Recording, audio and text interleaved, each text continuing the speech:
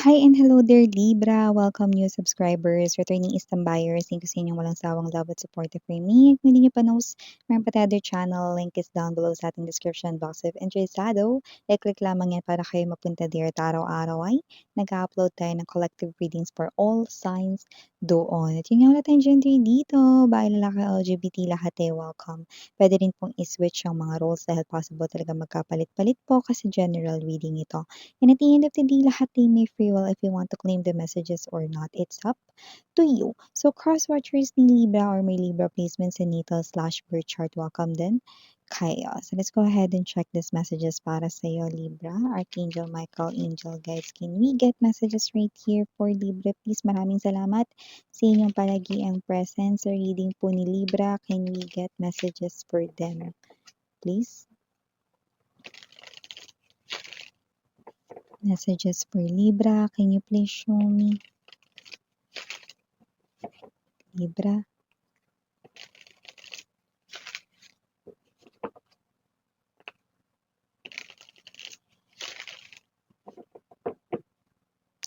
Alright, so let's go ahead and check these messages right here for you, Libra. So guys, you do have here the energy of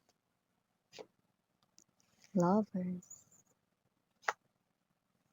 Six of Wands. Hermit. Two of Swords. Two of Wands. Soulmate is present right here. Queen of Cups. Bottom of the deck, Seven of Swords. Knight of Cups. King of Cups. Okay.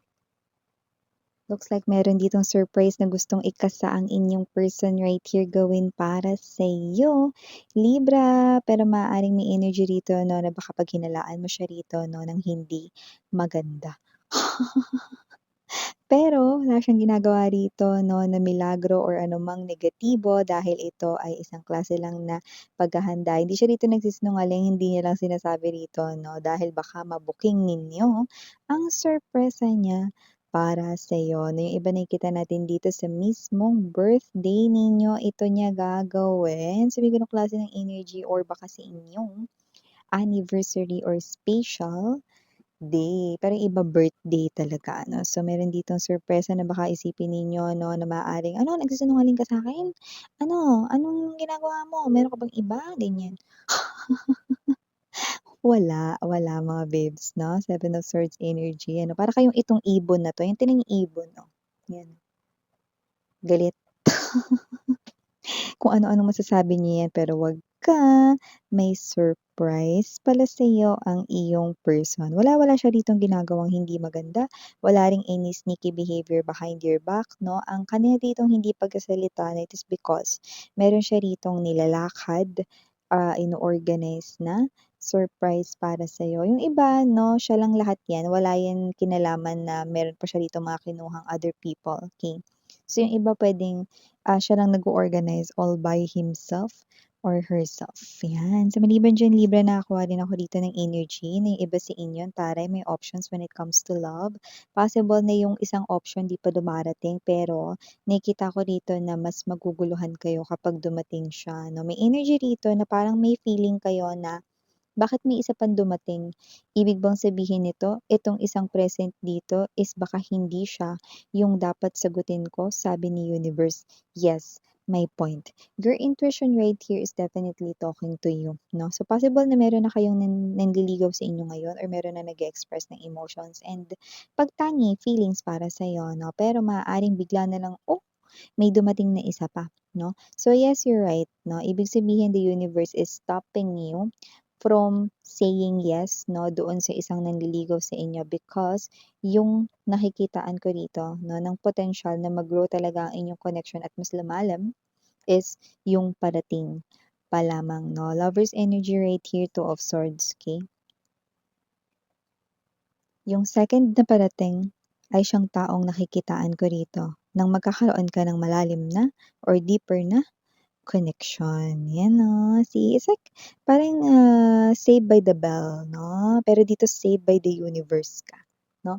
Parang blessing in disguise yung parang, "Ay, sakit na ng ulo ko, hindi ko alam kung sinong pipiliin ko dito sa dalawa na 'to." Yeah, kaya pala may bagong dumating kasi hindi mo pala dapat sagutin yung isang present diyan, 'yan 'no.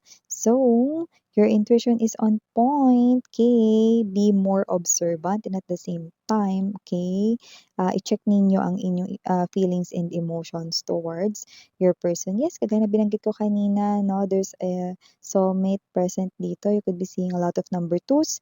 Number 2 is definitely the number of soulmate, okay? So, maliban diyan nakakuha rin ako ng energy dito na baka may energy kayo ditong gusto ninyong gawin, probably sa inyong career, trabaho, or negosyo 'no. So, nakikita ko dito na medyo naghe-hesitate kayo, may doubts din dito 'no, pero those are fears and illusions lamang 'no. Kasi nakikita natin dito 'no na talagang partida, magtatagumpay talaga kayo, Six of Wands energy 'no. Kaya naman, stop doubting and start working Libra, because I do see na magtatagumpay kayo dito kasi kahit anong anggulo ko tingnan, kahit bali-baliktarin natin yung sapin ng mesa ko, eh, nakikita ko yung tagumpay para sa inyo, yun 'no. Kasi nakikita ko dito na meron kayo ditong parang nagda-doubt kayo, nag-he-hesitate kayo, "Ay baka hindi 'to gumana, ay baka hindi 'to mag-work, ay baka parang hindi 'to sa'kin," yun 'no. Anong hindi para sa'yo? Deserve mo 'yan. So, nakakita tayo dito ng success 'no, for you talaga 'yan, para daw talaga iyan sa'yo. Kaya binibigay na sa'yo, ayan na, ni universe, 'yan, okey? So, nakakita rin tayo dito ng energy, iba ba sa inyo malayo sa family, iba ba dito living independently.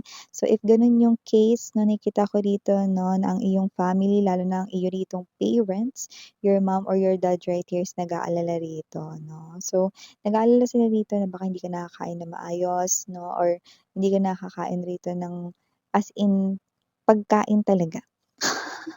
Kasi iba sa inyo possible 'no, na hindi kayo as in magaling magluto or hindi talaga kayo as in nagluluto 'no. So, may gano'ng klase ng energy at saka nag-aalala na baka puro kayo order sa fast food 'no, hindi daw 'yun healthy 'no. So, I do see 'no, na may nag-aalala ritong parents vibe, okey? Parent figure 'yung datingan 'no. So, it could be your lolo, lola rin or your mom or your dad right in here 'no. 'Yan.